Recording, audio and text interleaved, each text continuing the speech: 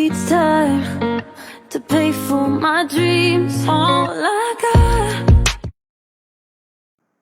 Namaskar viewers. Good evening. A warm welcome to the Dekho Apna Desh Facebook series of India Tourism Kolkata, Ministry of Tourism, Government of India. Friends, in our Facebook Live series, today we have a wonderful session waiting for all of you. Tea Country, Heritage Trails of Eastern Himalayas.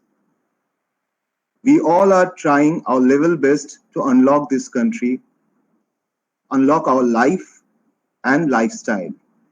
And as part of lifestyle, tourism holds a special place. And to honor this, honor the wishes, the dreams, the dream holidays, the planning of going for a curated travel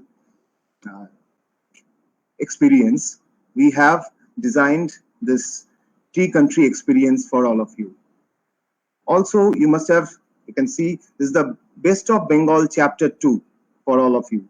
In the Chapter 1, we had relieved the bygone era of South Bengal, southern part of West Bengal, where we have experienced the Rajbaris and Jamindar Baris with the same moderator, Mr. Devjit Datta, our chapter chairman of Indian Association of Tour Operators of West Bengal and Association of Domestic Tour Operators of India. He is also the owner of Impression Tourism Service Private Limited. To take us to this dream journey, we have among us our esteemed speakers, Ms. Preeti Sen Arora, the Cochrane Place, Karsiong, Mr. Shamim Ahmed from Chamong Chiabari and Tumsong Tea Retreat, Ms. Shilpi Tibrewal from Ging Tea House, and a very special Ms. Husna Tara Prakash, Mrs. Husna Tara Prakash from Glenburn Tea Estate and Boutique Hotel, Mr. Arijit Datta from Eco Adventure Resorts, the Temi Bungalow. He is also the owner of Priya Entertainment, one of the finest, theatre of Calcutta, West Bengal. And last but not the least, we have Priyanka Chakraborty from Baradigi the Bungalow, a pride representation of doers. So, friends, we all know that Darjeeling, Kalimpong, Karsiong, this part of Bengal, the Bengal Himalayas, has always been in the bucket list of the travelers in India and across borders. So today, we are going to experience this Bengal Himalaya and a part of Sikkim, adjacent state of Bengal. And we are going to experience this same route in a different way that we call the Tea and Heritage Trail. And to take us through this dream experience, I would invite Mr. Datta, Mr. Devjit Datta. Devjit Datta, please unmute and join our viewers. Good evening, everybody. So further, Devjit Datta would take you through this journey through his fine moderation and storytelling. And thank you. Please enjoy the show. Good evening, friends, and welcome to the second edition of the Best of Bengal, and this time over a cup of Darjeeling tea.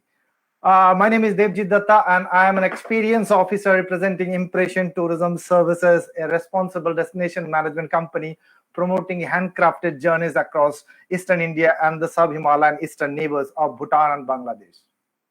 Last month, we had a wonderful, amazing session on the heritage stays of South Bengal, and this time we will be traveling up in Himalayas to explore some of the unique tea gardens with its fascinating stories from the people behind these unforgettable experiences. Tea history started probably around 1849 with British East India Company, and today India falls amongst the largest tea producers of the world. The unparalleled flavor of Darjeeling tea has earned the recognition of Champion of East, satisfying tea lovers from across the globe. Plantation tourism is kind of relatively new in this part of the world, attracting many travelers to have the experience of staying in an old planter's bungalow in the middle of a lush greenery of tea gardens, and of course understand what all it goes into the making of tea, starting from the plantation to the tea processing. Join us for this exciting virtual journey with my co-host Shayok from India Tourism Kolkata, and of course our friends straight from those tea gardens, and talk about more about those tea heritage trails of Eastern Himalayas. Our first guest tonight, Preeti Arora, representing one of the most interesting character properties in Darjeeling Himalayas. Cochrane Place in Kurseong is a restored, stylish British colonial home of P. John Cochrane. This amazing heritage hotel overlooking the plantation of North Bengal will mesmerize you with all those wonderful tea factors in every corner of that property. I have visited this place every time I go to Darjeeling, and of course I every time get surprised with the kind of creativity they put together to create an amazing experience. Welcome Preeti, welcome to the West of Bengal, and over to you. Viewers are excited to know more about the Cochrane Place, so over to you, Preeti. Preeti, if you can kindly unmute yourself.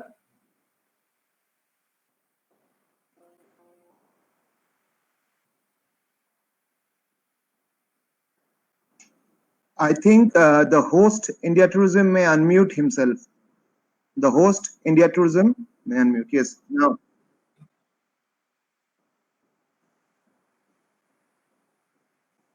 I think we are going through a little bit of technical glitches here. But Preeti, we cannot hear you properly, so you need to unmute yourself. I think his microphone is on.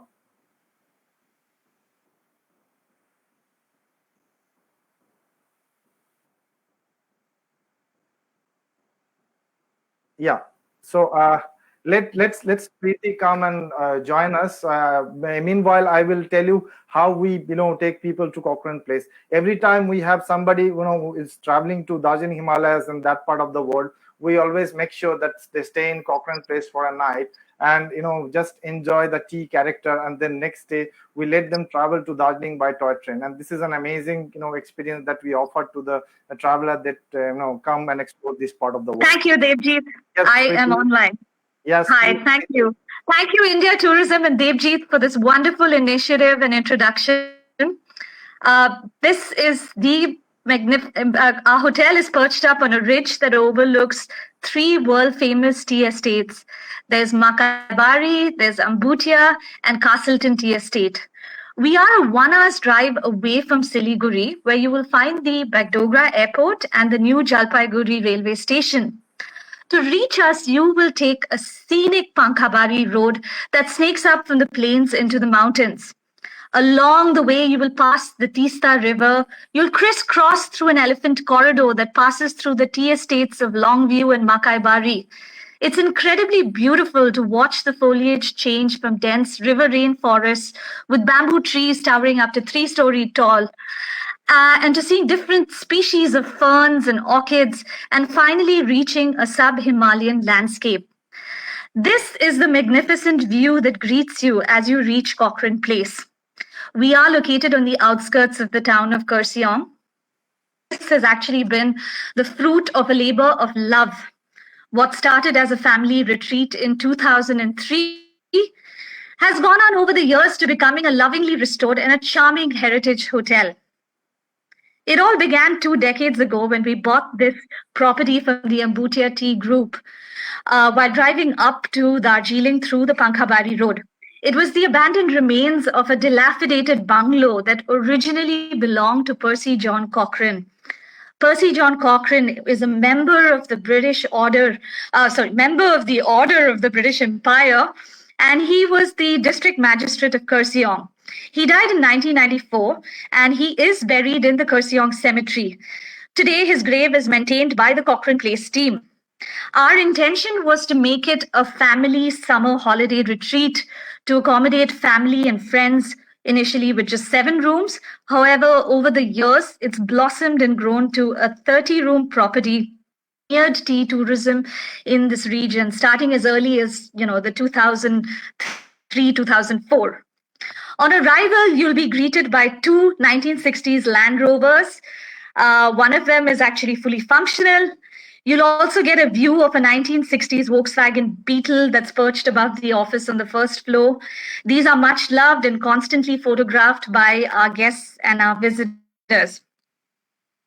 Our hotel features an expansive collection of artworks and artifacts, the most noteworthy of them being the artwork from Austro-Hungarian artist Hugo Schreiber and a 1920 Chapel and Company upright piano that's pictured, that you're seeing in the picture right now. A vintage typewriter thought to belong to Percy John Cochrane is one of the many antique memorabilia one can appreciate during your stay here.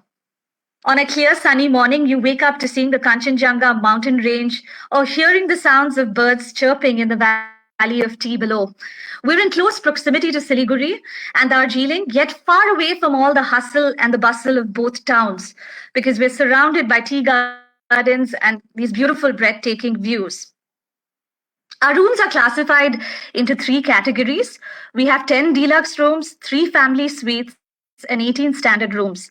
The deluxe rooms have a private balcony that overlook the tea gardens and the mountain ranges. The family suites are perfect for a family of 4 with 2 separate sleeping areas and a living area.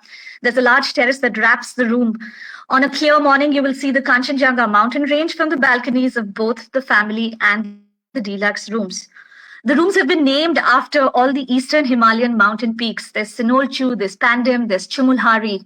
All the rooms in the deluxe and family rooms feature antique 4-poster beds, writing desks, and light fixtures. So they lend a very stately character to the rooms. The standard rooms are in the new annex wings of our hotel, and this wing is dedicated to the railways. They feature a collection of priceless photographs and memorabilia of the Darjeeling Himalayan Railway. Recently renovated and now have modern, luxurious baths and fittings. What you saw before in the previous slide was actually the Douglas Lounge in the first floor. So it's basically a perfect hangout for the family. I think what you're seeing in the picture right now is a view from one of our gardens. Basically, we are a family-friendly hotel, and there are plenty of play areas for children and for kids. That is our award-winning restaurant, Chai Country, which was renovated in 2019. The seating capacity has increased now from 30 to 70 people. We have an alfresco section, a wood-fired pizza oven, a fireplace, and an outdoor deck which overlooks the picturesque tea valley below. We specialize in Anglo-Indian cuisine, food inspired by our British heritage. So it's hearty, wholesome, and fresh. We have a Nepali thali as well. Most of all the food that you see there it's focused on fresh and being delicious. Some of our signature dishes include the tea roast chicken, a stinging nettle soup, a shepherd's pie, the rainbow rice, a steamed ginger pudding with chai sauce. What you're seeing in the picture right now is a wood-fired thin crust pizza that we just recently introduced. Veggies, most of the vegetables used in these dishes are sourced from our organic vegetable garden. Some of the veggies that we grow are lettuce, bok choy, broccoli, carrots, herbs like rosemary, sage, peppermint, and thyme. There's honey, which is served on your table, is actually from our in-house apiary. We're equally well known for our teas. They're original and sourced from our tea company Karma Kettle. So you can enjoy a rhododendron tea with tulsi, or a pan chai, or a white tea with lavender and coxcomb flowers. Overall, we're a family-friendly hotel. We have a little rabbit pen with 10 furry bunnies. We have a library with around 2,000 books. There's a games room with a billiards table, a table tennis table. It's a place full of character. Now, there are plenty of things to do here. A tea factory visit is a must because you are in Chai Country. We organize visits to the Makai Bari and Ambutia tea factories that are pioneers in organic tea cultivation. Guests can have an understanding of how tea is harvested, processed, blended, and packed. And this is usually followed up with a scenic drive or a hike to the tea gardens for a picnic. At the heart of Kurseong town is the railway station, which houses a railway museum and is the boarding point for the UNESCO World Heritage Darjeeling Himalayan Railway toy train to Darjeeling. Marvel with a single gauge railway track and a steam engine train service that chugs through winding hills and picturesque tea gardens.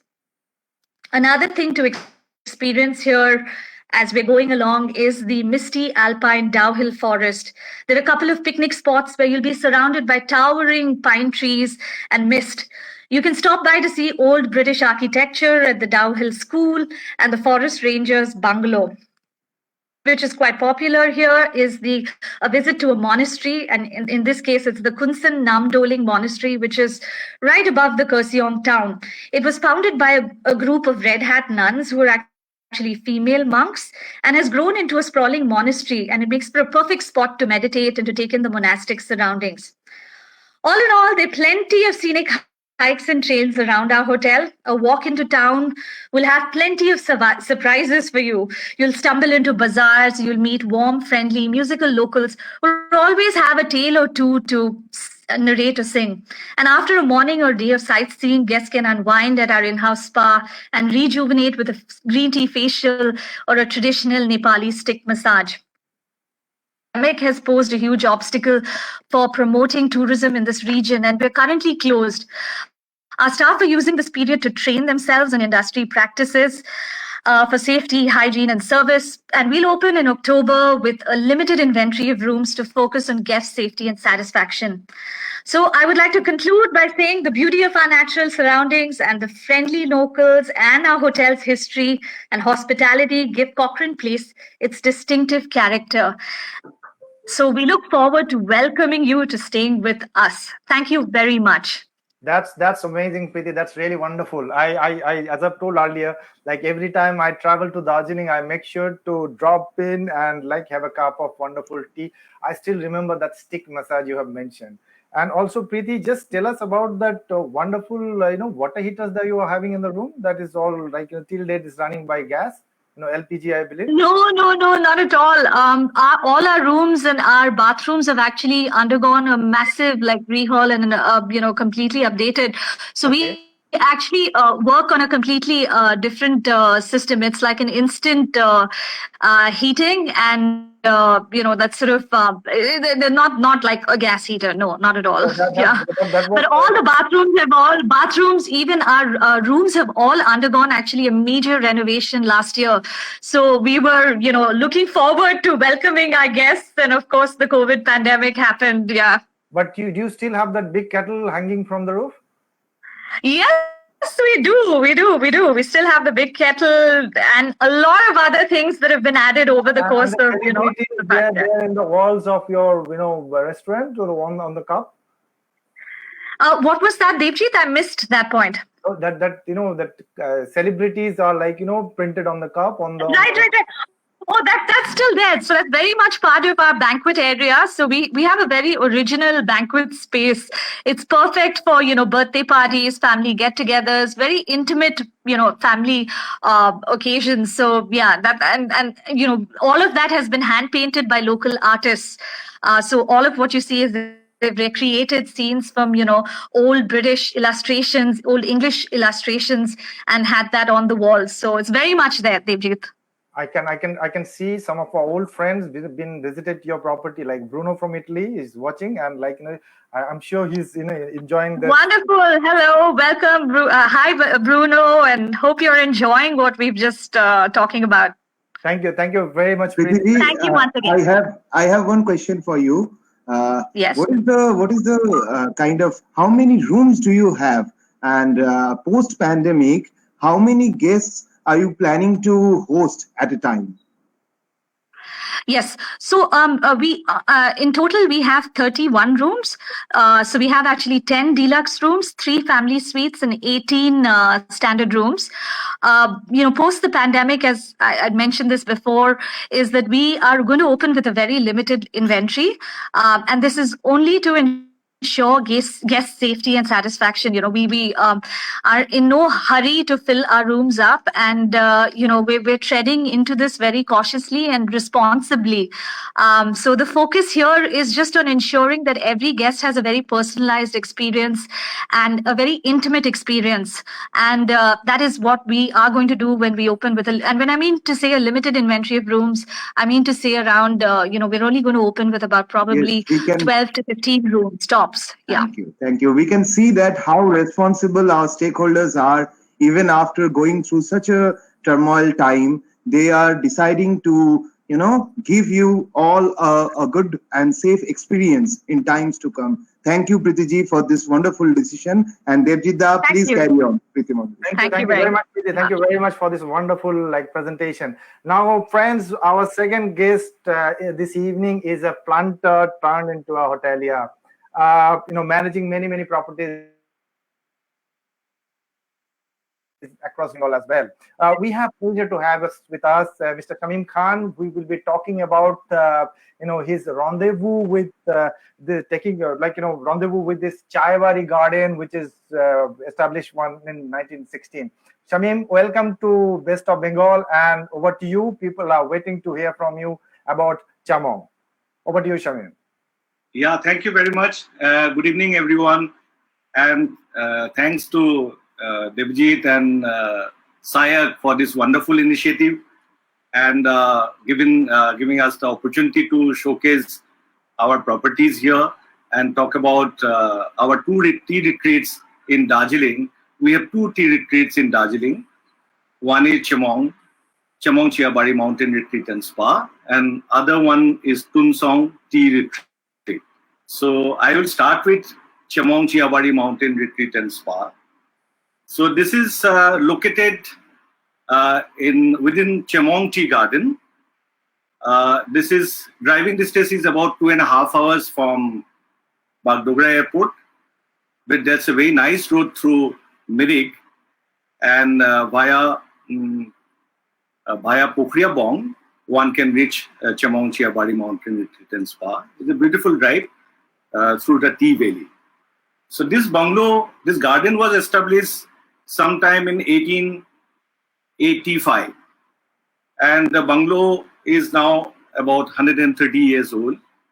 So this bungalow had 5 rooms. We have renovated this bungalow thoroughly in the year 2017. We added 2 extra blocks, and one is with the suite rooms opening to the mountains, having private balcony and private garden, and another block, queen room, which jacuzzi and private balcony opening to the gardens and mountain. The Chamong Tea Garden, named after a bird locally called chamu, which is very interesting. Chamu is a very popular bird in mountains. We often locate it while driving down to different tea estates or in and around Darjeeling. It's called blue whistling thrush. And the previous slide, which was shown, there the bird was there. Yes, this is the bird. It's very common in the Darjeeling Hills, and it's locally named as Chamu. The Chamong garden was named after this garden, this bird called Chamu. So this bungalow was inhabited in the year 2017, and towards the end of 2017, this was the original bungalow, this is the original, while renovation was in progress in the year 2016-17. This was the old bungalow. So you can see what was it and what it is now. And it's middle of a tea garden of 350 acres of tea plantation, organic tea plantation. And at the center, we have this 9-room old tea bungalow renovated. And downstairs, you can see 2 suite rooms. And upstairs, we have a Ayurvedic spa. Then adjacent to the bungalow, another block, we have the restaurant and 2 suite rooms. So this is the aerial view of the bungalow. And most interesting part of Chamong is Chamong is being an organic garden.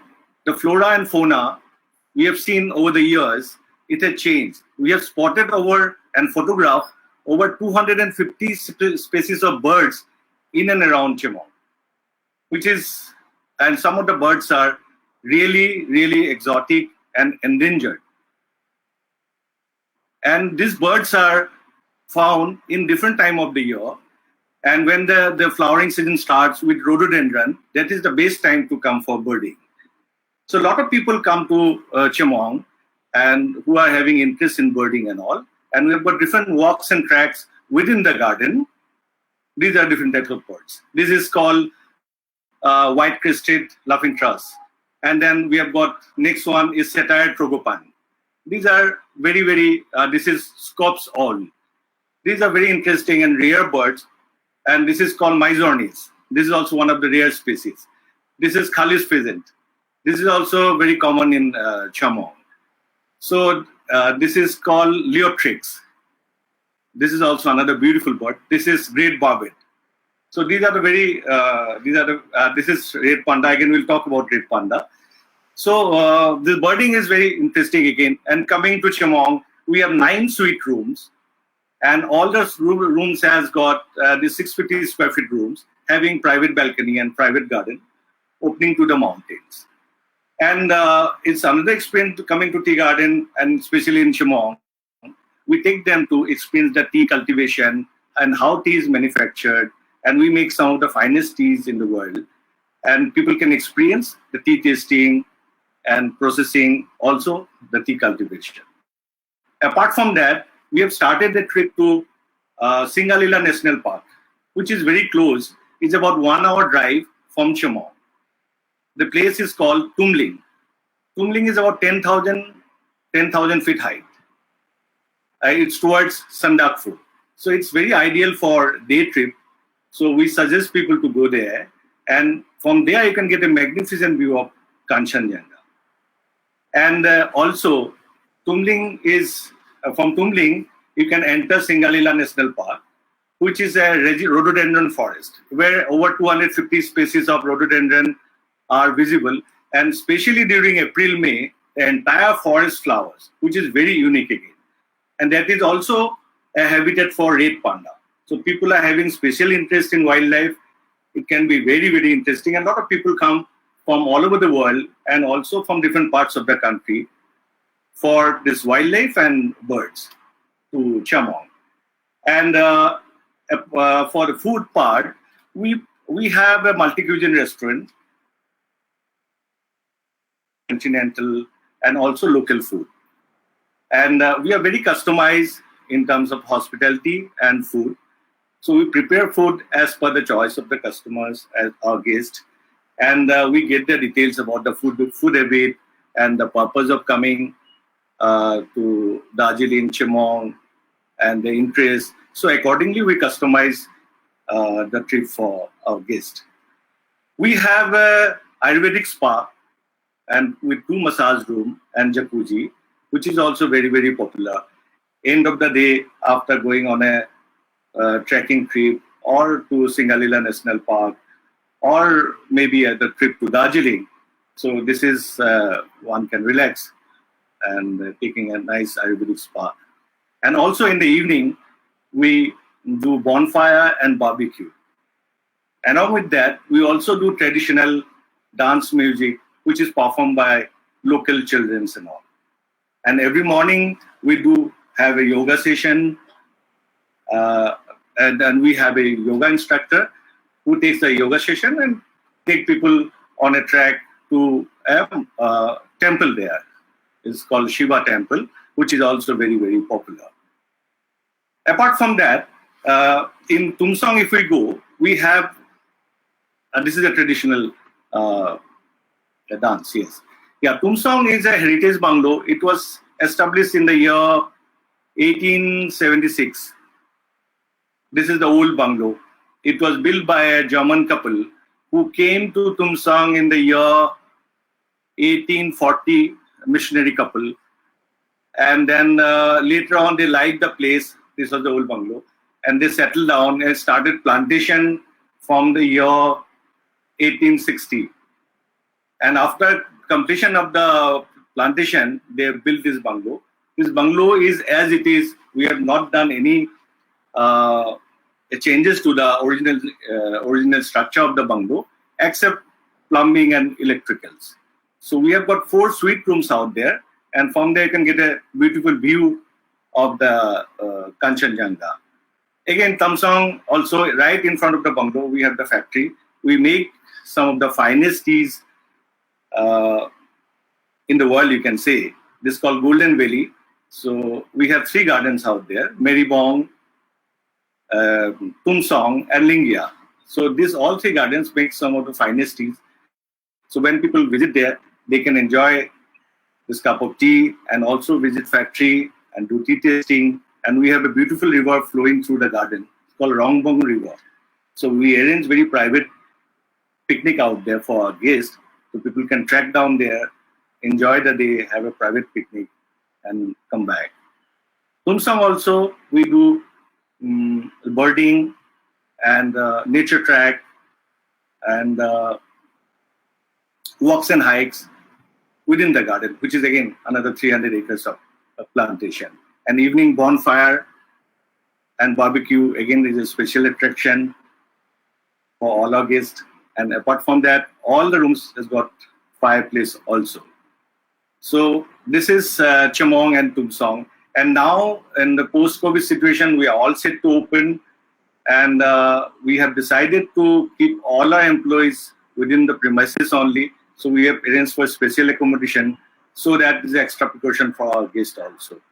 So now all our employees who used to come earlier from the villages, and some employees are from Calcutta. So all will be resident there only. So entire place is sanitized and all the protocols as per the government norms are being followed.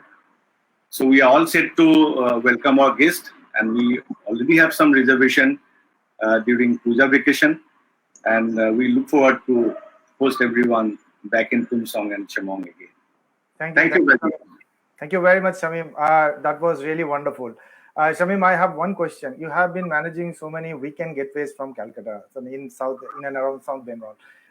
Do you get the same kind of response for weekend in these 2 properties? Now, considering the current pandemic situation, what is the response you're getting from them? Yeah, now right now, you see, a lot of people are calling me. We are getting calls almost every day. People want to drive down to Darjeeling. They are dying to go. But because of the local quarantine issues and other things, we are holding on. But I'm sure that people they want to drive down instead of flying or traveling by train. People are now more comfortable drive down. Like from Siliguri also, a lot of people they want to go to hills. I'm getting a lot of calls from Bihar and Orissa also, and from Bengal also. But usually not for a weekend. People go for 3 nights usually to Darjeeling, because by the day 1, by the time you arrive, the day is over. And next 2 days you enjoy, then you come back after that. So usually people prefer 3 nights in Darjeeling. So when there is a long weekend, there is a demand for our places. Otherwise, we get earlier we used to get a lot of pan-India movement. People come from all over the world and all over from different cities of India also, like Delhi, Mumbai, Bangalore, Pune. You name any cities, we used to get from there. I think now those movements may take some time, but local movements are now very much on Calcutta, Siliguri, and other nearby states. So, Shamimda, I have a very specific question for you. The other day we were discussing about Chamong hospitality, and kindly just quickly mention about that specialty. That is pretty unique. I have never ever heard that in any parts of India. The interesting Chamong hospitality. Few words. Yeah, we developed a concept here. So, like in hotels, we don't call it as hotel. We don't sell it as a hotel. We sell it as an experience. Like in hotel, we have different plans, like CP plan, MAP plan, AP plan. So, actually, in the country like India, we should have our own plan, and we call it Atithi Deva Bhava. So in that way, in that concept, if you go, so we call it home plan. Suppose anyone coming to my home, I will not see like whatever. Anytime guests can arrive, at home also. If I'm inviting any friends or anybody, my relatives, so they can come anytime. So like that, if anytime guest is coming, so we prepare food and serve them accordingly. We call it home plan. It's not that, okay, if somebody is arriving during lunch time, it depends on their flight time or their driving time also. So we don't say, oh no, this is lunch time is over, or this is not included, and then you have to wait, something like that. So once people book it, everything is included, from breakfast to every meal till their departure, from arrival to departure. Everything is covered. And we try and get to know about people before their arrival. So on arrival, there's no question asked. We know them before their arrival. Idea of coming, what is their interest, who all are coming, any children accompanying, any elderly people coming, purpose of holidaying, whether it's honeymoon or adventure trip or relaxing trip, are they first time to Darjeeling, what they want to explore.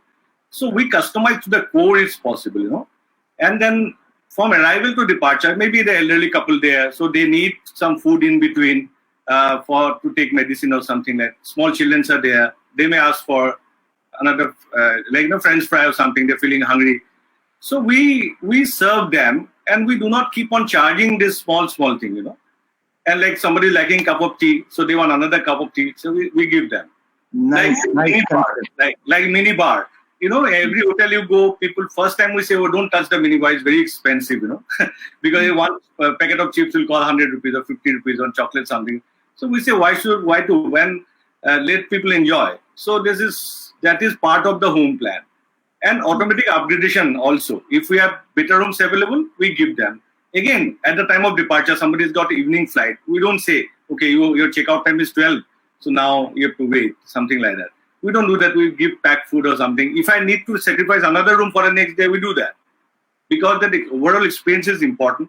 And another thing, while they are in the valley, in Sikkim or Darjeeling, we stay connected with them. In case they need any assistance while after leaving our property, if they're going to Darjeeling town or Sikkim or any other area, we continue to support them till they go back home, and then we get a text, yeah, we had a great holiday, because we feel they may have a good time at our place, but if they're having any other bad experience or which is undesired experience in anywhere while the trip, so entire experience goes for 6. So that's why we say their trip into the hills should be memorable, including us and their overall trip. We try and assist them to the extent possible. What all should they visit?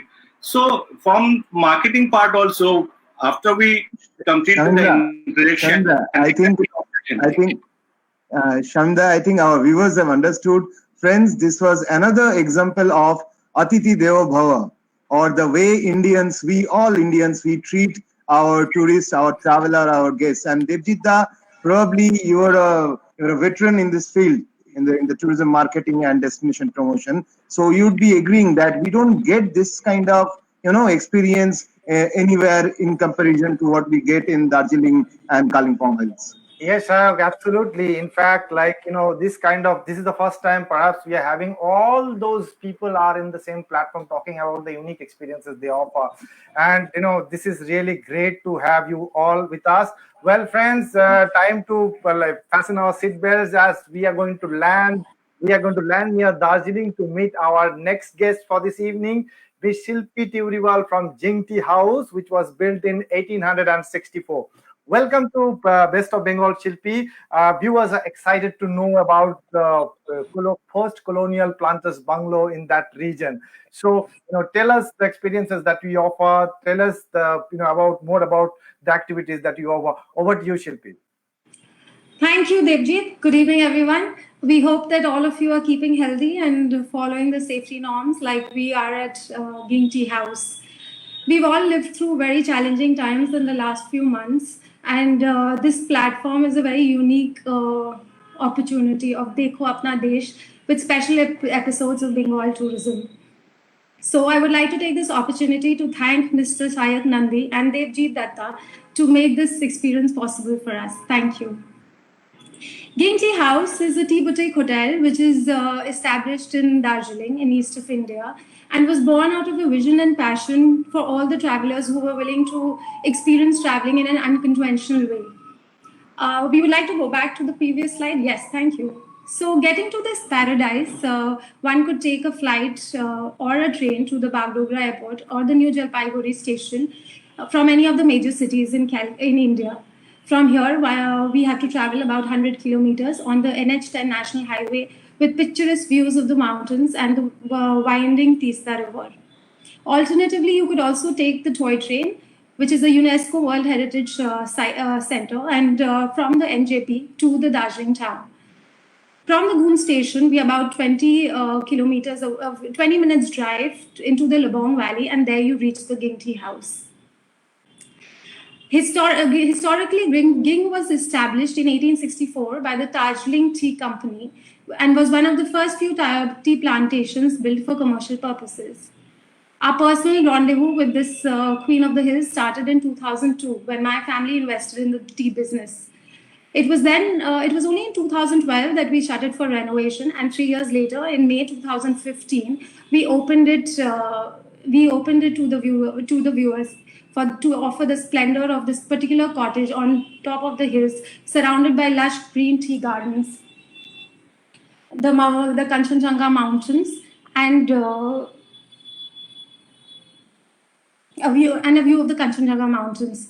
The word Ging is a Tibetan word which means stretched out slope, and which it enjoys splendid sunshine, has the phosphoric red soil, plenty of rainfall, and temperature which is a few degrees lower than the Darjeeling town, which makes it excellent for the Darjeeling tea to thrive.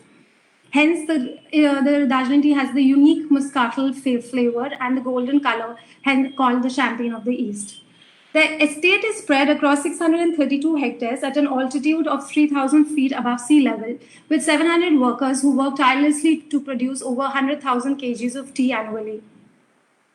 And it is in this beautiful setting with the mountains and the tea gardens that we leave no stone unturned to create a magical experience for our guests. So, sitting in an open gazebo, you could enjoy the English breakfast or lounge in the sun deck, sipping your Darjeeling tea with the chirping birds keeping you company, and with the views of the majestic Himalayan mountains. So, let us enter the magic. Entering into the tea house, we have 6 very well-appointed suites. These have been restored, keeping the heritage view, keeping the heritage taste, with 4 poster beds, fireplaces, wooden flooring, open rafters and the high ceilings, and period drapes and furniture. All these rooms are very spacious and have been differently done up to give you a boutique hotel experience. They come with attached bathrooms which are replete with all modern amenities. So now, next, coming to our common spaces, our dining room hosts communal dining, which is a melting pot for all our guests, where they come together to share their tales over food, over travel, their views on sports, political views, and other chit-chatting. We also have smaller tables for anyone who would like private dining, and also for social distancing given these COVID times. Among the cuisine, our chefs cook up delicious international and local cuisines. Among the local cuisines, the most famous are the momos with the spicy chutneys, the thupkas of the Nepali cuisine. We have the Nepali thali, the Burmese curries, and of course the Bengali food with its shorsho bete fish curries and luchi and mishti doi. For the international travelers and to suit their taste buds, we have Italian, continental, English breakfasts, and of course the kebabs and the North Indian food. A lot of fruits and vegetables and herbs that you eat come directly from our organic kitchen gardens. We have a variety of options to choose from when it comes to activities if the guests want to stay indoors. We have the piano. You could play the piano, or also try your hand at the cue spots by indulging in the billiards table. Both these are antique furnitures which have been preserved in this property since the 1800s. We also have a library full of books where you could sit by the fireplace, sipping some tea, sipping some drinks, and enjoying the warmth of the place. In the evenings, we light up bonfires in the gardens where we also have our local musicians and guitarists who play local music and local Nepali music, English hits, and Bollywood songs. Also on other evenings, we have cultural programs where local girls dress up in their Nepali outfits to give you a glimpse of their Nepali culture, dancing to the beautiful folk songs.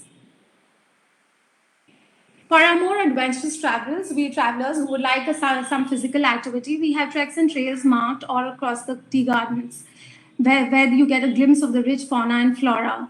Also, there is bird watching to see the over 100 species of birds that are available in the property. And what better than these pop-ups where you can sit in the midst of the tea bushes to get to taste the hot beverages and the homemade tea cakes that we serve between the tea pluckers and the tea bushes. Now, a trip to our tea estate would be incomplete without a visit to the tea factory to know what goes into the magic of making a Darjeeling cuppa.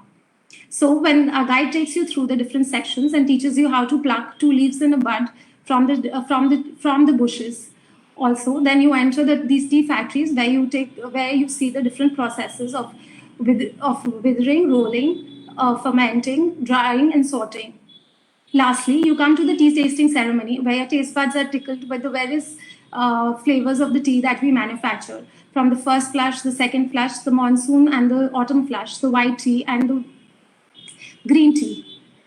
If this is not enough for you and a little more is required, you could definitely take an excursion to the river. The Rungdung River flows through 2,000 feet at the base of our tea garden. Here, our guests engage in fishing, where you find the local fishes like katla, ashala, and bunudal, which is followed by a picnic where you could roast your catch of the day, the kebabs, served with sandwiches, quiches, or salads. At the core of our value system is our people. If there is something that is most valuable to us and is our biggest strength, as we discovered from the various reviews of the guests, is our very people. The softness and the graciousness of their serving style comes straight from the simplicity and the kindness of their hearts, and is so unique and so heartwarming that it touches everyone. All the members of the Ging family live in the Ging Tea estate. So I would like to take this opportunity and this platform to invite you to be a part of a Ging family. Come see the beauty of the tea flower, smell the leaves and the earth, taste the romance of life in a cup, and experience being pampered by us. Thank you. Thank you, Shilpi. Thank you very much. That was really amazing to see. I can see, there was a group last January, and Nabila from Canada. She's saying, "Hello, I love this property." So, Shilpi, everybody is actually like, when they visit your property, they just, say wonderful things about the experiences they have. Just tell me one thing, Shilpi, you are comparatively new in this plantation tourism. What is exactly your inspiration to open your doors to the travelers? Like, few lines about your, initiative in terms of tourism. So this actually was the vision of my uncle who passed away, who we lost a few years ago.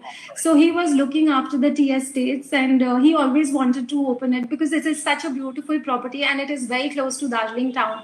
So we have access to town in 15 minutes, and we have the beauty of the tea gardens, the landscapes, and the Kanchenjunga, everything put together. We couldn't ask for more.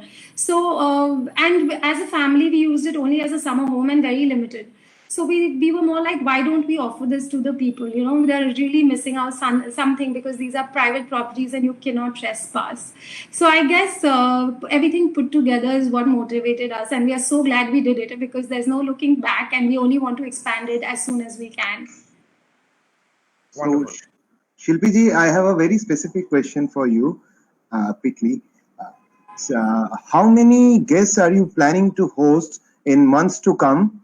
Post this, once this entire thing the tourism restarts? So we're looking at a 60% occupancy. So unless there is only one family coming together, we are only a smaller property with 6 rooms. So we do not mind letting out the whole property. But if there are more than one group, if there's 2 or more, then 60% is what we are aiming at. Because at the heart of it is the safety of our guests and also the safety of our villagers, because they have to be very careful as well. And so are you open at this point of time? So actually, we got a booking last night for today, but locally we are not permitted to open because, as mentioned earlier, there is quarantine restrictions in Darjeeling.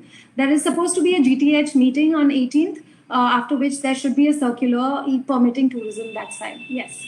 Thank you, Shilpiji. Thank you. Again, a wonderful experience of Ging Tea House, another tea heritage. And down the line, please continue, Devjita. We are enjoying the show like anything. It's a unique experience. And thank you, Shilpiji, for joining this wonderful initiative. Thank you. Thank you. Thank you, Shilpi. Thank you, Shayok. Well, friends, now we have a star. Our next guest this evening, Mrs. Husna Tara Prakash from Glenburn Tea Estate, which was started by a Scottish tea company in 1859, then passed into this hands of one of the India's most pioneer tea companies called the Parekhs, and who has also in the years they're known as the Chaiwala family. Ladies and gentlemen, we have Husna Tara Prakash, a great storyteller who started her journey from London to the Glenburn Tea Estate. Over to you, Husna. Welcome to Best of Bengal. Thank you so much, Devjit. Thank you, Shaik, for inviting me to do this. It's wonderful to be amongst all the wonderful company of the other tea estate owners who've been brave enough to do what we did 19 years ago. And I hope one day Darjeeling will become as famous as the wine country in Europe, Australia, and the Napa Valley for tea tourism, because that's really what this area deserves. So Glenburn is located about an hour from Darjeeling town and 2 hours from Kalimpong. It's a 3.5-hour drive from Bagdogra, 3 hours from Siliguri, but it's basically on the edge of the famous tea district and on the border of Sikkim, halfway down the valley with the 2 bungalows on top of a hill at 3,000 feet, with the 1,600-acre tea estate stretching down to 800 feet, where we have 2 rivers. So the Rungdong that Shilpi mentioned that comes from Ging Tea Estate also flows through Glenburn and meets up with the Rangit, where we have a small river camp as well. So we started off as very much as an experimental sort of project in 2001 when I met a very creative lady called Bronwyn Latif, who helped me restore the original bungalow. And then the family realized how beautiful the estate is, the region, and the community. And we've been able to put Glenburn on the national and international tourist map. But my personal journey started 23 years ago when I married into a family whose tea legacy spans 4 generations.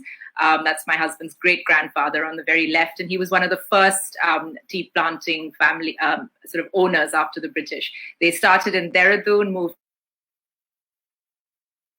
70s. Family had tea estates in Darjeeling, Assam, the Duars, the Kangra Valley, and even in South India. But Glenburn only came to us in 2001. So Glenburn was started in 1859 and probably by a Scottish family, because Glen and Burn means sort of river valley in the Scottish sort of language. But it was also previously owned by a German family called the Wernicke's, and then a large tea company. And we're in touch with many of the previous managers, including the daughter of Sid Emmett, who's featured in this set of slides on the left, Celia Brown. She lives in England. And these black and white photos show you what life was like for the Emmett family, who were there for almost 30 years, from 1930 to almost 1968. But the most fabulous part of Glenburn is definitely the views of the mountains. So you look out at Mount Kanchenjunga, the 3rd highest mountain in the world. And just waiting for the next. Yeah, this is the fabulous view that you get. And we have something famous called the mountain knock in the morning. So if there's a clear view, then we wake up our guests for morning tea in front of the mountains in their pajamas. But if the weather's misty and the peaks are not visible, then they get to sleep in, and then they get to enjoy bed tea whenever they're ready for it. So although Tiger Hill views are fantastic, Glenburn is truly blessed to have this at our doorstep. So we don't have to wake people up at 4 a.m. and drive them up to Tiger Hill. So that's very special. Then we have each of them have 4 rooms each, and we have gardens and beautiful trees and fruit trees and flowers and 360-degree views around. This is the Borough Bungalow, which was the original bungalow, where we have our main living room and dining room. And the other bungalow also has a living room and outdoor spaces and indoor spaces for dining. So we can, although people dine with our hosts, Bertina and Audrey Amritanand and Rudolph John, who are part of our host team, they can also have private dining, and we've often had wonderful conversations around this dining table. And in COVID times, of course, the private dining option will be even more available for our guests. All our rooms are very different. This one is called the Single Leela Suite, and the two windows on either side of the bed look out to Darjeeling, and the bay windows on the right-hand side of the picture look out towards Sikkim and the Kanchenjunga mountain range. So it's great for sort of honeymooners. And then the Rungdong Suite, which is on the lower level of this bungalow, has an extra bed built into the bay window area. And within this floor, we have another suite called the Rangit Suite. Both these are named after the rivers, and common areas between them for yoga, for painting workshops, and for private dining. This is the Kanchenjunga Suite, and it has a king-size bed, a queen-size bed, and a single bed. So it's great for families, and one of our popular suites in the Bara Bungalow. Now, from the Camellia Suite on the left, you can actually see the mountains, you can see the river, and you can see tea fields in between. And from the bathroom of the Single Leela Suite, you can see, again, beautiful sort of hilltop views while you're lying in the bathtub. And we have Darjeeling green tea toiletries and large walk-in rain showers as well. So it's a very sort of luxurious experience. But one of the great things to do at Glenburn is to just relax on the beautiful verandas, eat good food, drink good tea, and enjoy the views. And I had a guest once who told me, he said, stop and listen. So I did for a few seconds. And then he said, can you hear the silence? You can almost hear the earth turning. And it was so powerful because sometimes the silence up there is so, so, so powerful. But at the same time, you have beautiful sounds that float across the valley in the morning from the monasteries, or the birds chirping, or even chanting, or prayers from the Hindu temple. Church bells chime, birds sing, butterflies and insects hum their way around the garden. So it's a wonderful break from sort of the plains and the city. Now, food, of course, is a huge part of the experience. And this is an example of afternoon tea being sold by being sort of served by Mukendra Rai, one of our longest standing members of the staff. He's been at Glenburn even before we took over Glenburn, and now he's heading the staff at our new hotel in Calcutta, the Glenburn Penthouse. So we have afternoon teas at different locations, and then sometimes we have sort of lunch served under the pomelo tree, which is very popular for guests. We also do breakfast at this location. And again, you have these wonderful 360-degree views all around the valley. And many guests spend their days out hiking, so we do picnics for them out there. But when they're at the bungalow, we have this lovely daytime experience. Now at night, it's a much more elegant meal, and everybody sits around the large table, as I mentioned earlier. And we have different menus that comprise Nepali food, Tibetan food with momos and thukpa. The Nepali menu has the famous local pork curry, the rice saag, the aloo achar, the kalo dal. And then we have a tea-themed meal that has tea smoked chicken or paneer as the main course, with oolong tea-infused rice, with a Burmese fermented tea leaf salad to start with. And then we finish off with a green tea panna cotta with a masala chai sauce. But we can also cater to Jain meals, to vegans, to vegetarians. Anything that you need us to make for you can be done, as long as it's discussed with our lovely hostess, Audrey, who manages the kitchen. And we have fresh salads using herbs and leaves from the garden, Italian sort of herbs. We bake our own bread, make our own biscuits, cakes, and our own marmalades and jams. Now, in terms of activities, 1,600 acres is a large expanse, so there are lots of options to do. And as you get there, everything is included in the package. So you sit down with Bertie, our host, and decide how you want to plan the next few days. Nothing needs to be pre-booked. And transport is included, and day trips to Darjeeling and Kalimpong as well. And we've often had parents call us up and say, but what will our kids do without television? And they'll be amazed at how the kids have so much to do exploring the estate, hiking down to the river.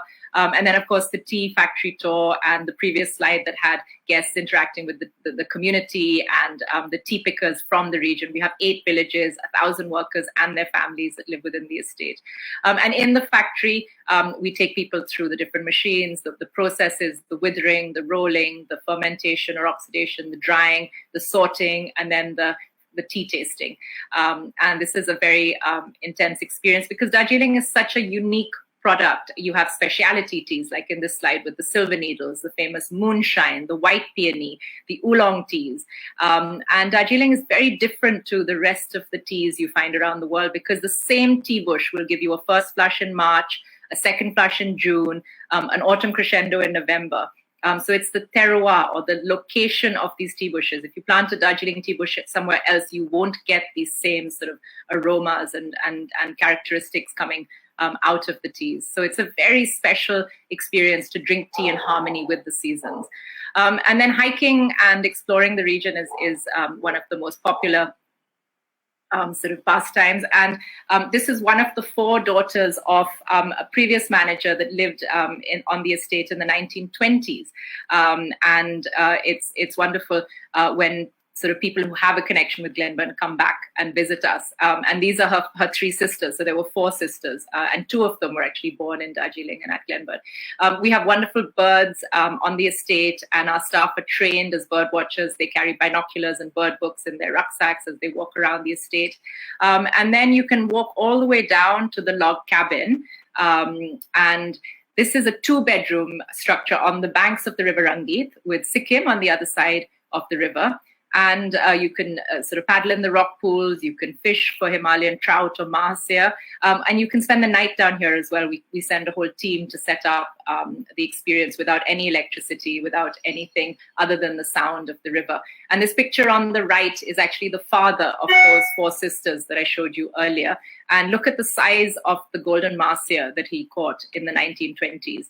And his wife has also written wonderful memoirs about the tiger sightings they had in the forest. And we've recently started a golden mahseer conservation program with some of the leading conservationists of India, and they are sort of helping us teach the local community to stop illegal fishing methods like dynamiting and putting in bleaching powder, so that we can catch and release and grow these fish to a sort of a larger size that they deserve to get to. Close to the camp is this suspension bridge into Sikkim, and you can walk into a village called Manjitar. So, you know, the villages, the tea fields, the 1,000 acres of forest, the rivers give you many, many options in terms of activities that are great for kids, great for families. There's always a car nearby, so you can always drive back if you don't want to walk up the hill. So people come and stay for a week, sometimes 10 days. We also have a Glenburn Estate Foundation where we work with 3 local primary schools. We sponsor 64 children to private schools in the area. So this is another community relationship we're very proud of. We have a music and dance Kala Kendra, an annual Glenburn festival. And these are some kids from the local school that are interacting with a guest where she's telling them where they come from. But the backbone of Glenburn is really the 55 staff that look after just 16 guests. And these are the people that have really put us onto the international map over the last 19 years. And we are so proud of what they do, right from the driving, the gardening, the serving, the housekeeping, the gardeners who also set up amazing picnics and are great bird watchers. Each and every one of them play a role in making our experience what we call world class, and they are the main stakeholders of this experience. In 2004, we were very surprised when our 4-room hotel made it to the Tatler Guide to the best 101 hotels in the world, and that's when we started taking ourselves seriously. And then again in 2018, we were given an award for the most luxurious hill resort in India. But the proudest award we've won is the one we got this year, and it was by Outlook Traveler Responsible Tourism, and they voted us the most responsible hotel in India. And it's because of this work with the community and the sustainability that got us this far. So my journey has been very exciting, and one made all the richer thanks to all the people of Glenburn and the support of the travel community who visited Glenburn for 19 years. We started off with tea tourism, but now it's moved to Calcutta and historical walks and a hotel called the Glenburn Penthouse, with Devjit will talk about in the future, I hope. But I just wanted to tell you how this all began with the tea tourism, but now it's spread to celebrate the whole of the heart and soul of Bengal as a region through its history, culture, food, and the people. But it started with that amazing local community of Nepali villages and their people who helped us put Glenburn where it is so far. Thank you. Thank you, Devjit. Thank you, Shai. Devjit, kindly unmute yourself. Meanwhile, I would thank Husna ji for being so brief. Friends, Husna Tara Prakash is a name itself. She's a brand herself. She's a representative, the one of the pride of Bengal, we can say, and who put tea tourism into world map over the decades. Husna ji, I have a very specific question for you, that what is your thought about future of tea tourism? What is the thought? How many days ideally people should stay in these hills and explore all these wonderful heritage bungalows and the scenic serenity as such? Yes, I think there's no limit to how long people should stay, and as I mentioned earlier, I think the tea region of Darjeeling should be synonymous with the wine country in countries like Australia, in Northern California, in Europe, in Italy, and Spain. All these places have hundreds of vineyards where the owners have opened up their old bungalows and their estates to visitors, and they have wine tasting sessions like we have tea tasting sessions. And that was our original inspiration. And it's wonderful to see that so many more people are investing in this, because it's really, we've got where we are because we really put in everything, our heart, our soul, also a lot of sort of thought and planning into what we have achieved. But if everybody takes it that seriously, then there's no reason why the whole region shouldn't benefit. And that is my dream for the region. And it's wonderful to see so many other people doing this in a great Thank you, Usnaji. Devjit, I have a very specific thing to inform you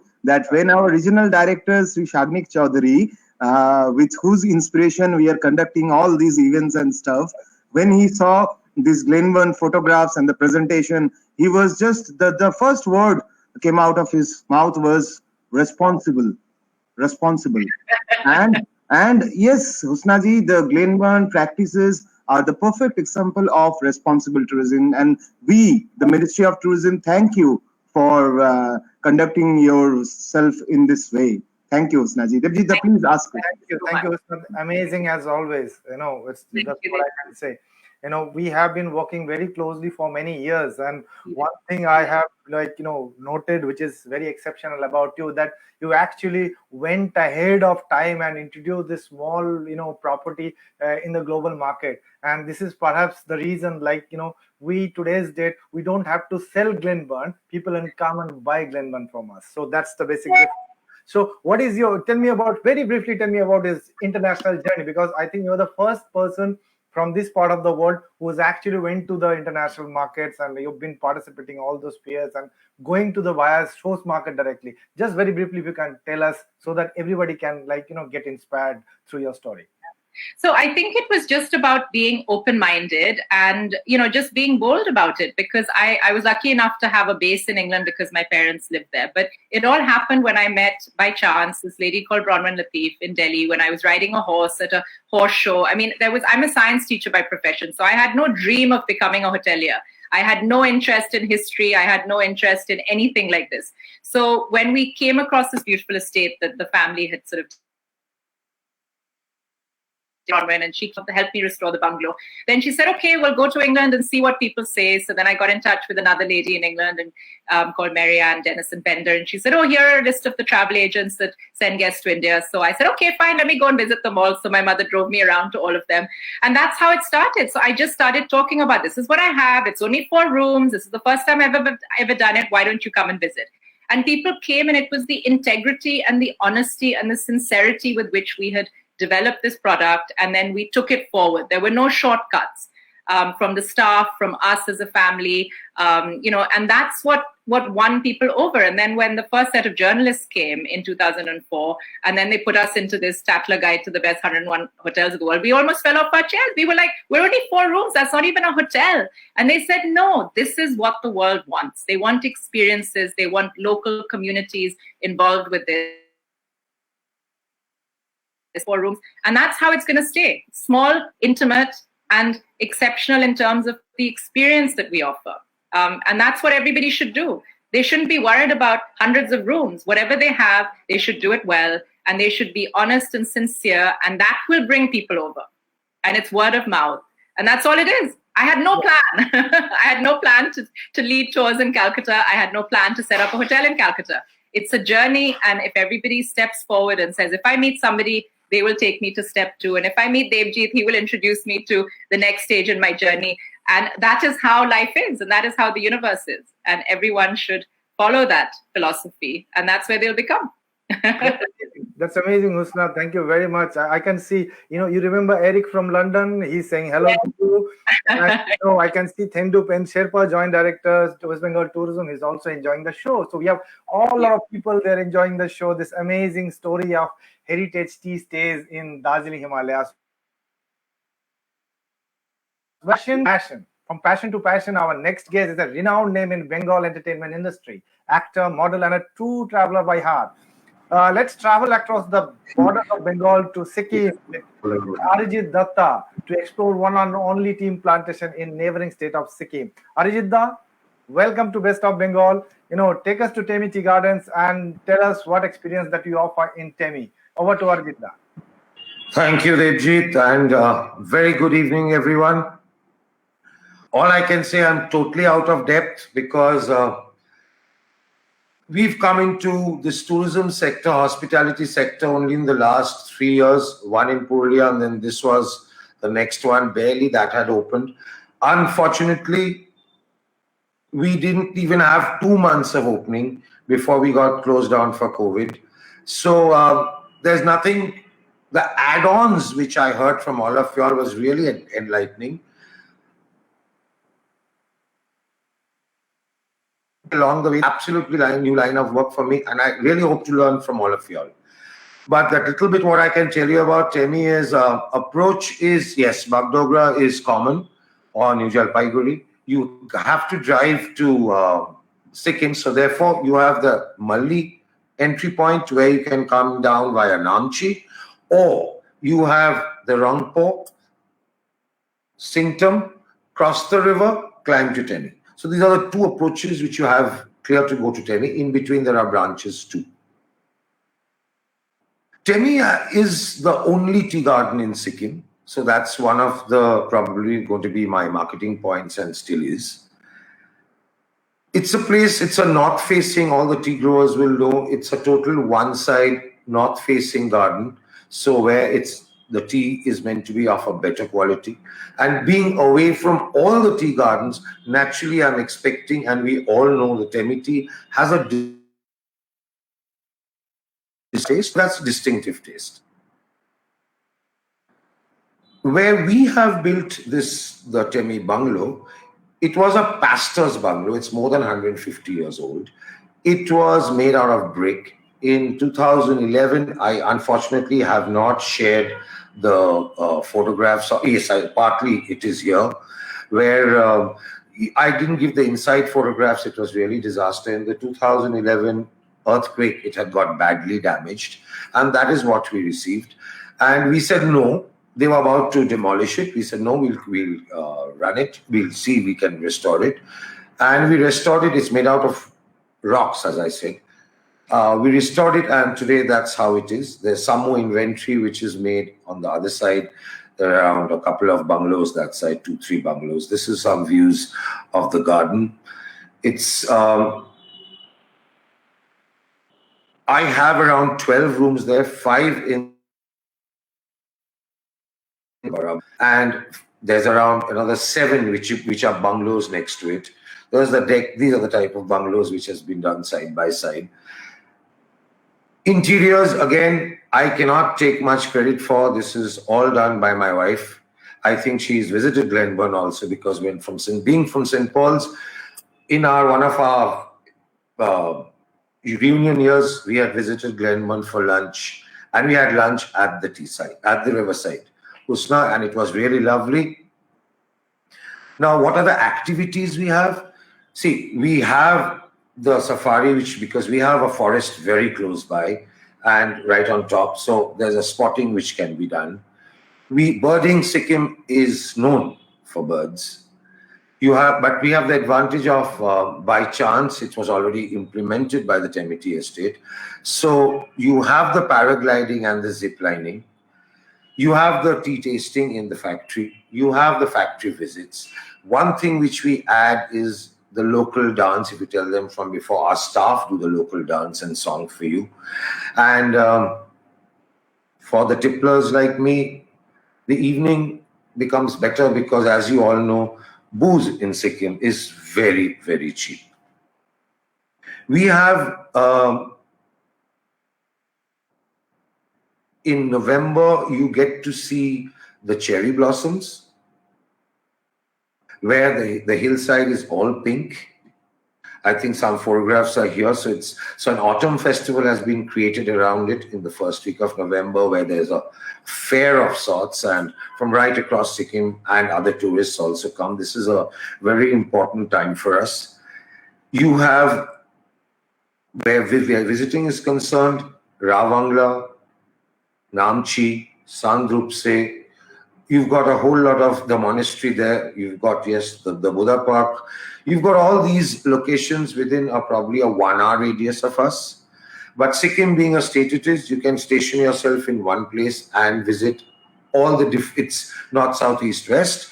You can do 1 day in each of the districts and you'll cover it, the main visiting area. So you can just plonk yourself in what call in one place. The Temi tea estate, we've inherited this. The first, it was a tea estate, probably the youngest amongst all the tea estates in this region. 1975 or in the 1970s was when it started, when the king and the queen planted 1 tree each, the Raja Rani tree. That falls within this bungalow area. So we've made a base for it and we've kept it there. Other activities like going into working with the community and developing, etc. What part of it we've already done in, we are still learning, as I said, but in our other one in Purulia, we have implemented a few of the things, but not too much we can add on here because it's absolutely new. Even marketing had just about, awareness had just about started, but we face this. But I don't think now, we had this little ago, we were discussing people want to go driving. So actually, a lot of queries have come in. When is Sikkim opening? Can we drive there? But unfortunately, the borders of Sikkim is still closed and that quarantine factor is there. So we don't know when that would be lifted.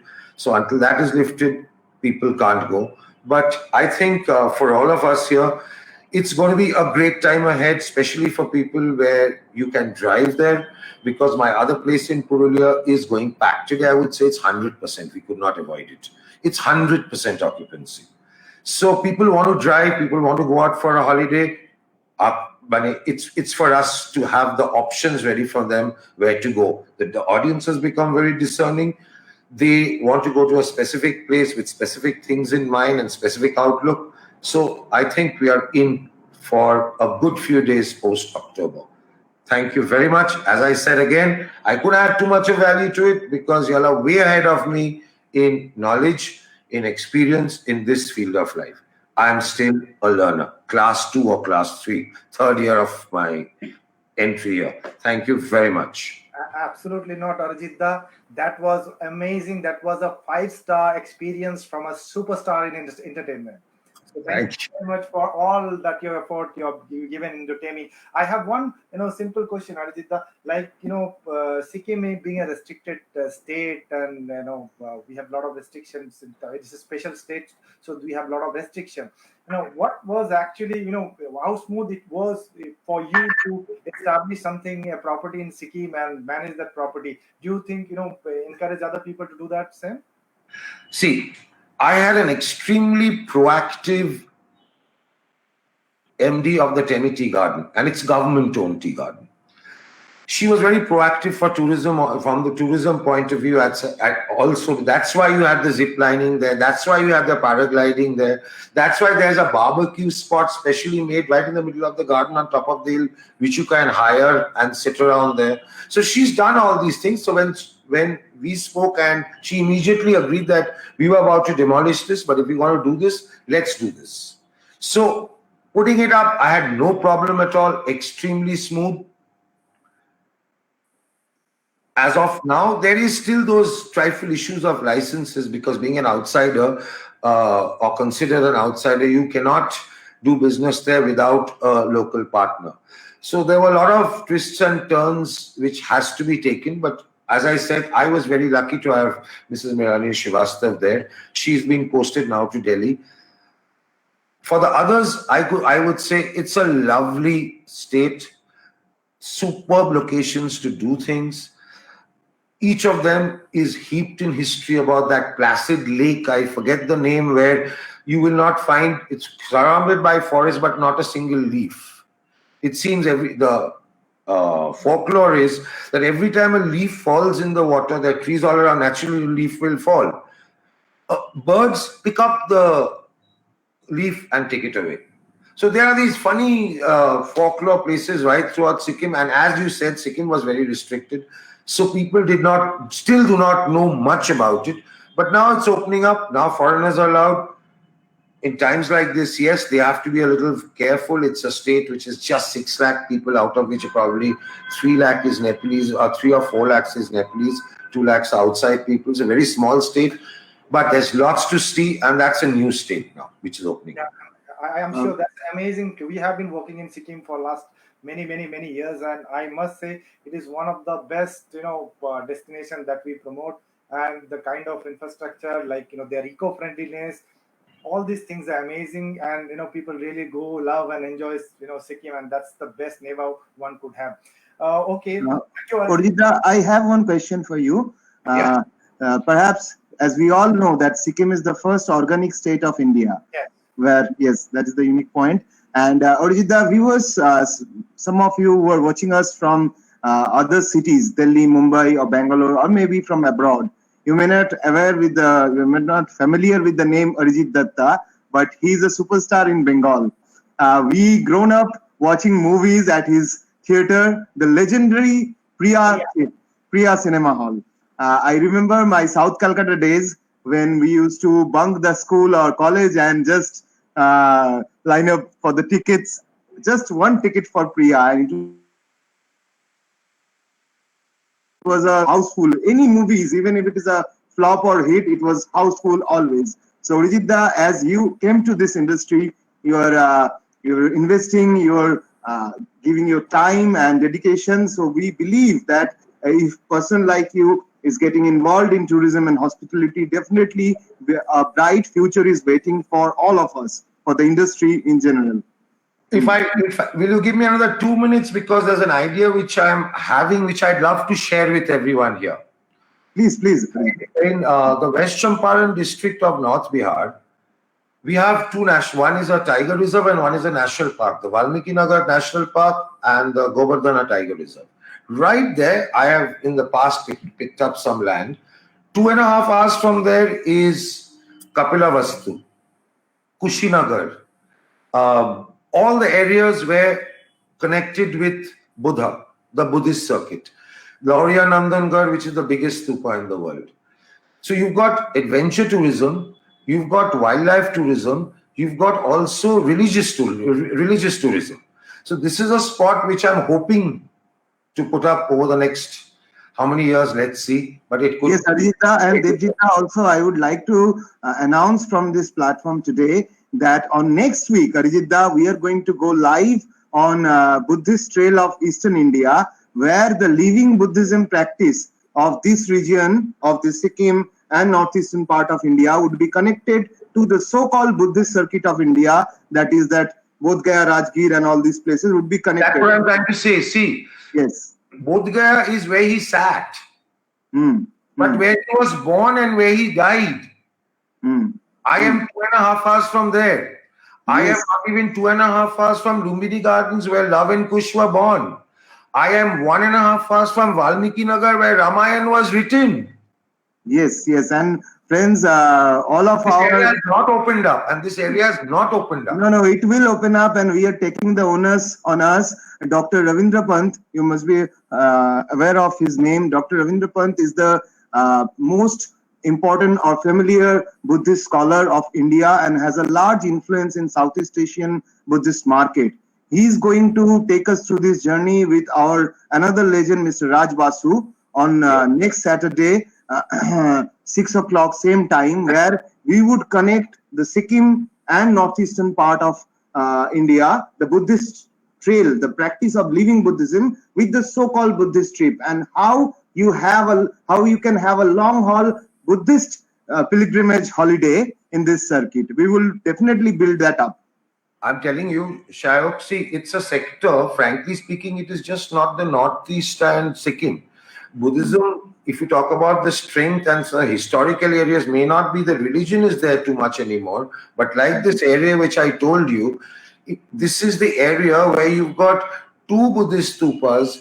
You've got where Buddha was born and where he died. How much more closer to Buddha can you get? It's closer than sitting than the Bodh Gaya tree, frankly speaking. And this area, if it opens up, that's what probably Eastern region heads are here. This is an area which could be pushed because you've got two superb wildlife sanctuaries there. Superb wildlife sanctuaries. On a clear day, trust me, on a clear day, you can see the entire Dholagiri snow range, which Annapurna 1, Annapurna 2. Where would you get such a location? Bihar doesn't even know what they have. So Arijit da, I have a specific proposal, viewers, from this platform only, and who better than the entertainment superstar than of like Arijit da. Arijit da, we are planning, our regional director, Mr. Sagnik Chaudhary, is planning to go for vlogging, travel vlogging. I think we are disclosing some of the surprises here with celebrities like you in future to these awesome places so that people get to know more about these options. We are hoping to get it done pretty soon. Thank you. Thank you. Thank you. Please carry on. Thank you, Shaya. Thank you, Arijita. That was wonderful and amazing, always. Well, friends, time to travel back. But before we end our journey, we are going to take a short break at the magnificent Baradigi bungalow, which was situated in the sub-Himalayan parts of Bengal continental doors. The word doors derived from the word English word doors because of the numerous road connection with the neighboring kingdom of Bhutan. So we have Priyanka from Baradigi Bungalow. Welcome, Priyanka. Welcome to Best of Bengal. We are waiting to know more about Baradigi before we end our journey. So over to Priyanka. Tell us more about Baradigi. Good evening, everyone, and thank you, Mr. Debjit Datta, for giving us this golden opportunity. And thank you, Shayok, for his really kind coordination and help. So I really appreciate this venture of India Tourism Kolkata to showcasing these beautiful places, and the bungalows. Those are themselves an experience. So Baradigi is also one of them. Our bungalow, it is in Duas, near to Chalsa, Jalpaiguri. It takes approximately 2 hours from NJP station. It is 80 kilometers from NJP, and our nearest airport is Bagdogra, which is 85 kilometers far from our retreat, and it takes approximately 2.5 hours by car. So we really talking about its old days. We really know a very little about it. In 1880, when the British businessmen and landowners they first came here, at that time Darjeeling was already discovered, and they were experimenting that how far below the slope of the hills they can plant tea. So that's how they discovered this place. There's a story behind its name, Baradighi. In Bengali, dighi means riverside, small lakes. So I was it was used to denote its geographical location. So as land expanded, they found 12 significant lakes there. So that's how it named Bara. That means 12 dighi. So, but its factory, it was established in 1893. Their fourth British manager, Sir W.L. Travers, he headed to the estate, and he stayed there for almost about 26 years. So for him, the bungalow was first made. In 1935, the farm came under a Calcutta-based company, which is Jardine Henderson. At that time, the bungalow was renovated for owners and the guests. So the legend is that the Viceroy of India, he stayed there in 1945.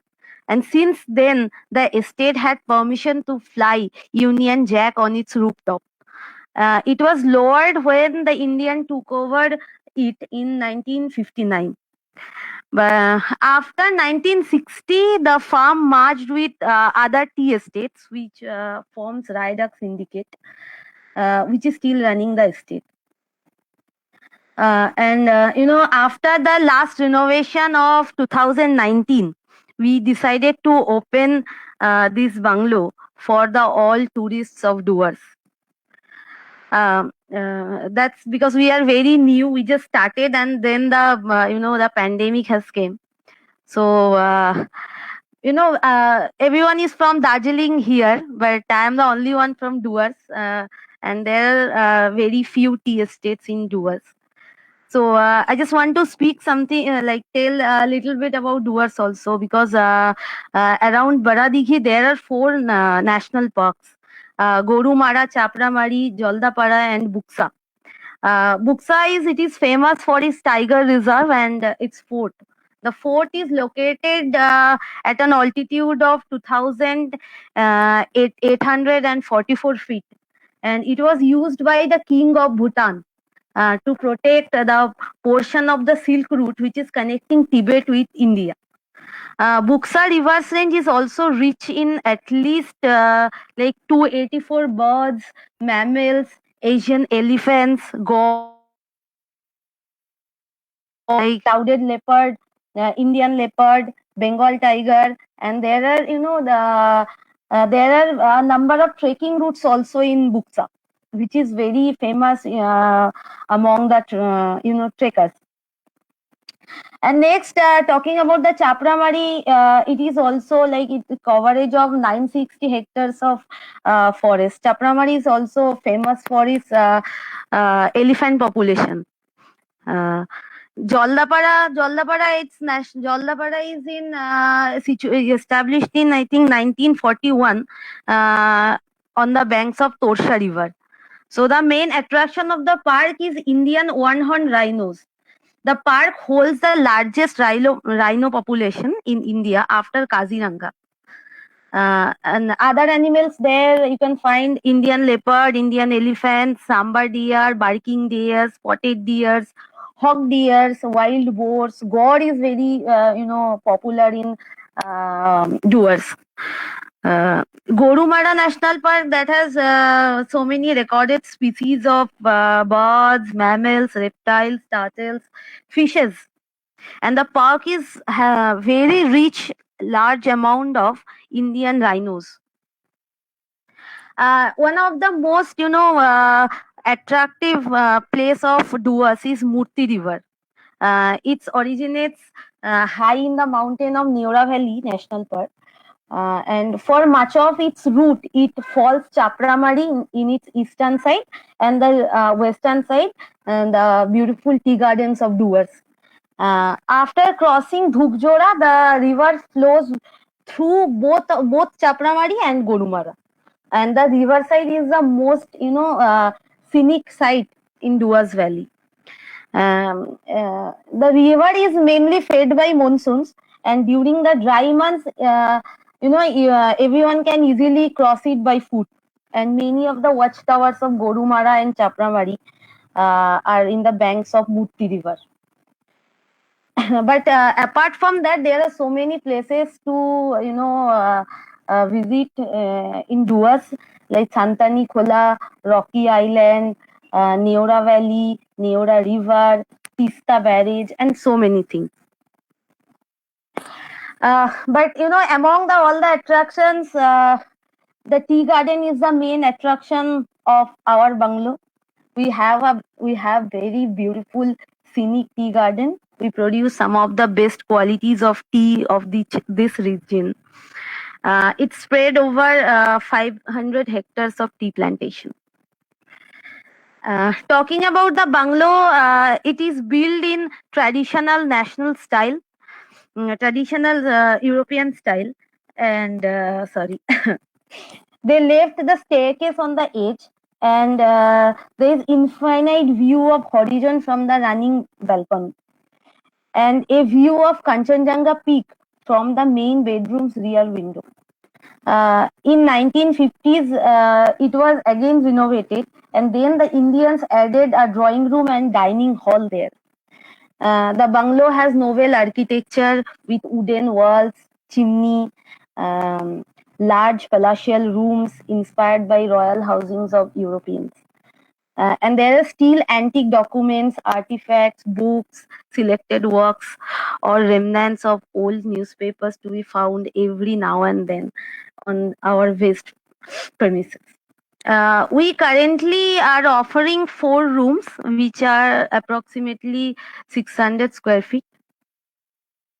And our cuisine, Baradigi, we are products. All are locally grown, all are homegrown. We always try to, communicate with our guests to know about their choices of food and cuisines. Like we want the guests to feel like they're home. Our way of serving is we just want to give it our pure quality of food at Baradiki.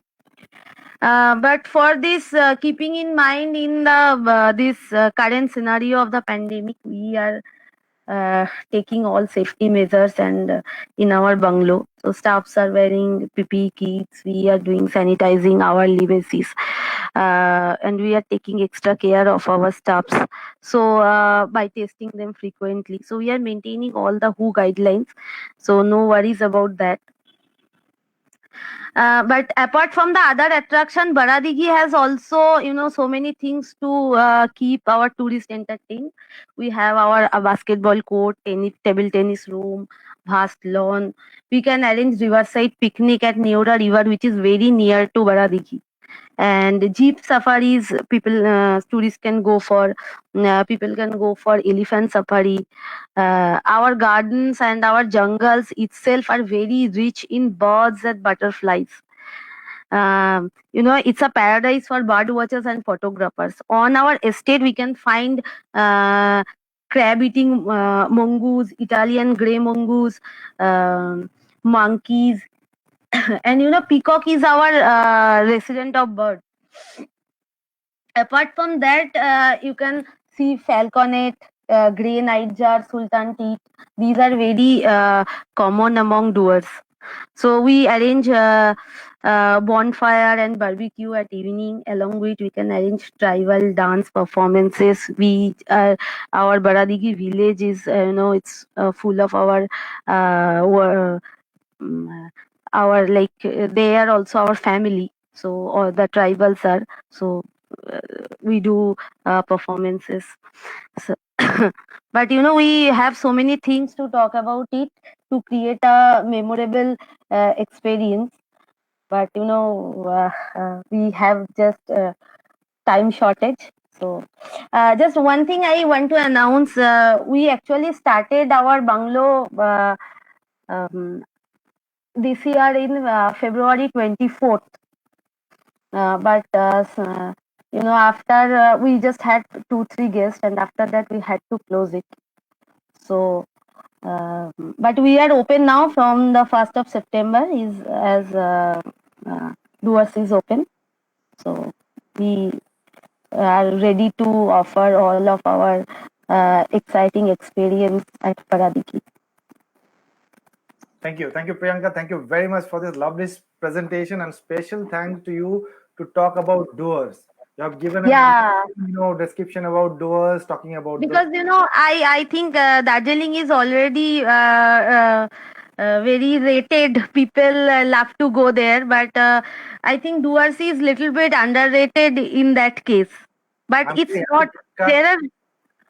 I was born in Doors. I was born in Jalpaiguri. I grew up in Siliguri, so I know that region. That's the place where I am from. So really, thank you very much. I cannot thank you enough to talk about Doors. It's blessed by tea garden. It's blessed by national park, wildlife sanctuaries, and of course the tribals. It's an amazing place to visit. While we are traveling to Sikkim or Darjeeling. So thank you very much, Priyanka. Shayok, you have any questions? I have one question for Priyanka. Quick question, Priyanka. How far is the first tea estate of Kashyong from your place, like Koshrin? Do you have any idea, like connecting Baradigi to Koshrin? Can you tell me the which I think Koshrin is 1 hour from Bagdogra, so I think it's 3 hours. 3 hours, yeah. Why I ask this question? See, we have conceived this idea of tea heritage trail. We have shown you so far the route from starting from Cochrane, that is on Karshiang, up to Darjeeling, then Temi, and all the way back to Duos at Baradigi. But it can be connected the other way around. You can start from Duos and then move to Cochrane and have your experience and come back. And also, Priyanka, we are thankful to you to connect this experience, tea heritage experience, with the wildlife experience of Duos. Friends, you are, who are watching us, you must be aware of Manas and Kaziranga, two very popular, wildlife sanctuaries and reserve forests of India, of Northeast India. But if you connect Duos is basically connecting these jungles, Gorumara, Boxar, and Kaziranga, I believe. Kaziranga or Manas, Devjita, it would be the Duos part. Which one? From Baradiki? No, from the Duos part of Assam. Duos, no, Assam, from Duos to Assam is almost about 600 or more than 600 kilometers. So by road, very difficult to surface. You coming back to your first question, from Baradigi to Cochrane Place is exactly 101 kilometer, takes around 2 hours 45 minutes to 3 hours. So we can always take a circuit all across that region. That's exactly what we do. Thank you very much, Priyanka. Thank you, Priyanka. From us here in India Tourism and Impression Tourism Services. Briefly about us, Impression Tourism Services is a destination management company and tour operator offering handcrafted experiences all across Eastern South Asia, that is Eastern India, and Sub-Himalayan and Eastern neighbors of Bhutan and Bangladesh. We always handpicked this kind of experiences and create a journey which is depending on the requirement of the guest traveling. So thank you very much, all our panelists. We have a wonderful session, and this is perhaps the first time all tea garden, all tea bungalows are here in the same platform talking about the experience they offer. Thank you, India Tourism, for this opportunity, and thank you, viewers. I hope you enjoyed. Devjita, we cannot hear you. Meanwhile, there must be some technical error at sound. But viewers who are not aware with Mr. Devjit Datta, I'd like to mention something about him. That Devjit Datta, like Husnatara Prakash and others, was one of the first pioneer DMCs who has visited all these travel marts in abroad, ITB and other marts, and continuously, rigorously trying to build a connect between the Europe and the Little Europe and Little Europe of Bengal. So it was a long. Thank you very much. I hope now I'm audible right now. Actually, yes, technology sometimes makes your life, kind of complicated. So what was talking? Yes. Impression Tourism Services is a destination management company and tour operator offering handcrafted experiences all across Eastern South Asia, that is Eastern India and the Sub-Himalayan Eastern neighbors of Bhutan and Bangladesh. We always focused on hand-picked experiences like tea gardens, like Rajwadis, like all those kind of experiences, and putting that all together to make it a wonderful journey for the traveler that come to this part of the world. Thank you very much, India Tourism. I would specially mention about Shayok. He has been working too hard to make it a big, all those presentation pictures and all. He's been really, I don't call it, rather not call him a government officer, rather he is a Shayok Nandi Private Limited from India Tourism. So that's really wonderful, Shayok. Thank you for all your effort. Thank you for all your, attention for this program. I especially would like to thank all the panelists for sharing their experiences. And this is perhaps the first time we are having all those tea garden, with their experiences, with their stories and activities presented together in a single platform. Best of Bengal will be, carried forward. Next month, we will be coming back probably on 3rd of October on a story called, Bengal on Waves. So we will be talking about river cruises on Ganges, and with some wonderful panelist guests talking about the experiences they offer on river Ganges. So over to you, Shayok. Thank you very much. Thank you, Devjit. I would request all our panelists to just turn on their videos kindly. And viewers, we had a great experience. Thanks to Devjit Da, Husna ji, Shilpi ji, Arijit Da, Shamim ji, and Priyanka ji, and last but not the least, Preeti ji, with whom we started this entire journey.